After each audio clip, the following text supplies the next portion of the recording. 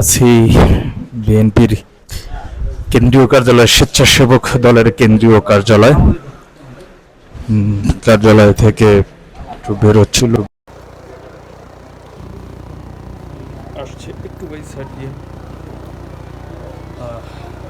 কেন্দ্রীয় কার্যালয় এখন একটু গরম গরম অবস্থার মধ্যে আছে। জানেন, একটা কাজে লাগছে যে যে বিএনপির কেন্দ্রীয় কার্যালয়ে সিঁড়ি দিয়ে কিন্তু অনেক পোস্টার লাগানো ছিল, এ সংক্রান্ত একটা ভিডিও করছিলাম এবং হাইকমান্ড সেইটা জিনিসটা নজরে নিচ্ছে।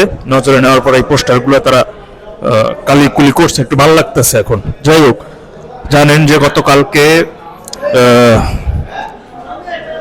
একটা প্রকৌশল বিশ্ববিদ্যালয় বৈষম্য বিরোধী ছাত্র আন্দোলনের ব্যানারে ছাত্র দলের সাথে একটি মারামারি এবং সংঘর্ষে দেশে একটা গরমাগরম অবস্থা ছিল। ঢাকা বিশ্ববিদ্যালয় পর্যন্ত সেটা ছিল। অনেক জায়গায় এখন একটু বিএনপি নেতাকর্মী নিধন কর্মসূচি চলছে বিভিন্ন জায়গায়। যুবদল, স্বেচ্ছাসেবক দল, শ্রমিক দল, ছাত্র দল, এদের একটা নিধন কর্মসূচিও চলছে। এটাকে বলা হয় বোবা নিধন কর্মসূচি। অনেকে বলে যে সাধারণ শিক্ষার্থীদের ব্যানারে যে কথাগুলো বলা হয়, সেই ব্যানারে আসলে সাধারণ শিক্ষার্থীরা তো যারা 5 আগস্টের পরে তারা তো তাদের কলেজে ফিরে গেছে, এই কথাটি কিন্তু বলে।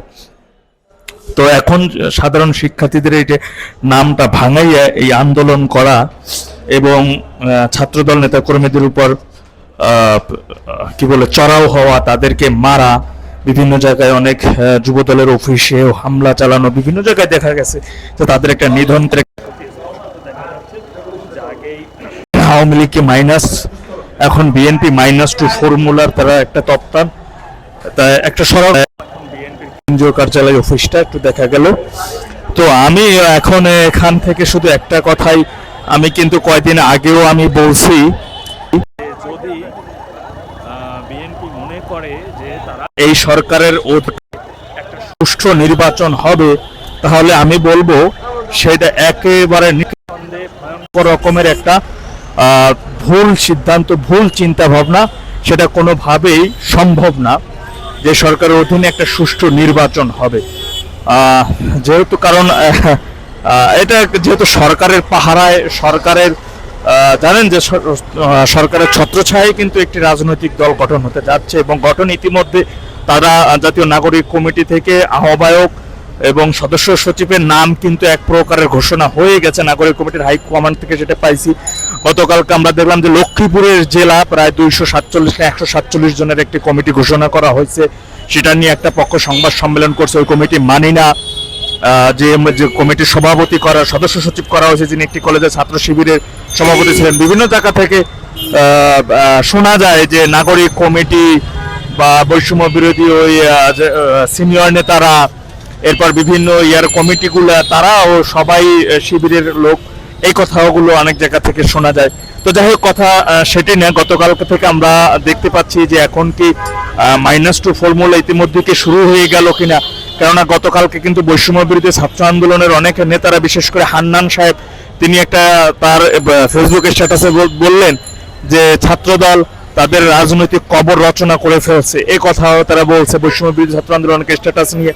এখন একটা সরগরম একটা অবস্থা বিএনপির কেন্দ্রীয় কার্যালয়ে একটু দেখার ছিল, যেখানকার আসা বিভিন্ন জায়গা থেকে নেতাকর্মীদের বর্তমান অবস্থাটা কি, সেই অবস্থার কথাটাই একটু জানার অবস্থাটা ছিল।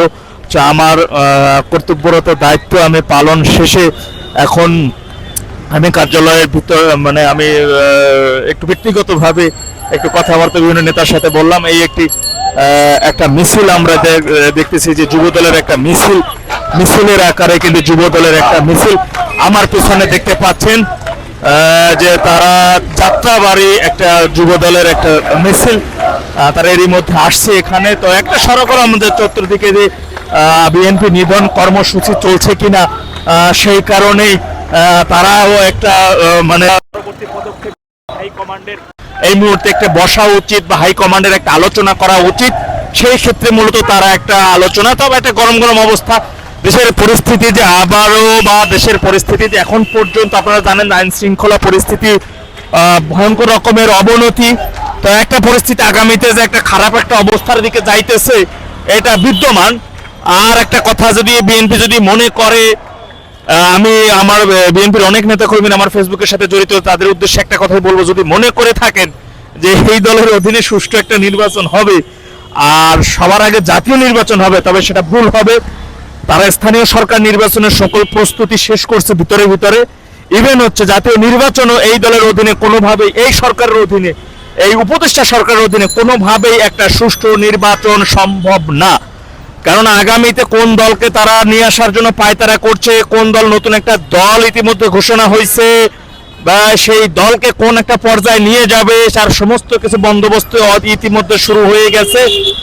আর সুতরাং আমি এতটুকু বলতে পারি যে নির্বাচনটা সুষ্ঠু এই সরকারের অধীনে হবে না। এখন আপনাদের পরবর্তী দাবি কি হওয়া উচিত সেটা আপনারা খুব ভালো বুঝেন। তো যাই হোক বন্ধুরা, নয়া পল্টন থেকে এত সময় ছিলাম, এখন একটু আবার যাইতে হবে গুলিস্তানের দিকে যাই।